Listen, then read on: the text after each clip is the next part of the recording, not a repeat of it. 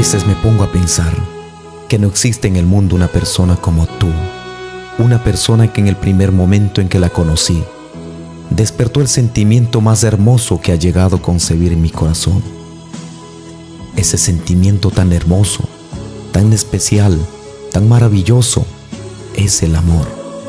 Solo un sentimiento que una sola persona me ha hecho sentir.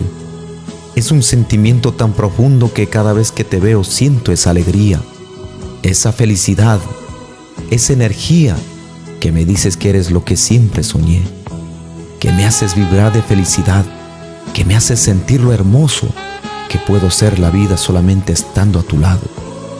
Qué lindo es la vida sentir tu cariño, mirar esos ojos en los cuales veo cada día reflejados en ella esa pasión, ese amor, la misma que siento yo al verte. Sería difícil de tratar de explicar con palabras lo inmenso y profundo que es el amor.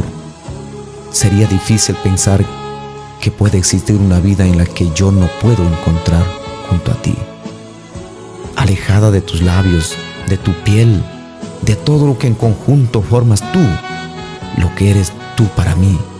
Se puede describir con la realidad, sería palabras vacías, porque las palabras sobran cuando se trata de describir a una persona tan maravillosa como tú.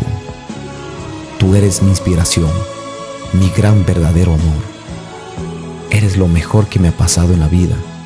Eres y serás lo más importante para mí, hoy, mañana y siempre.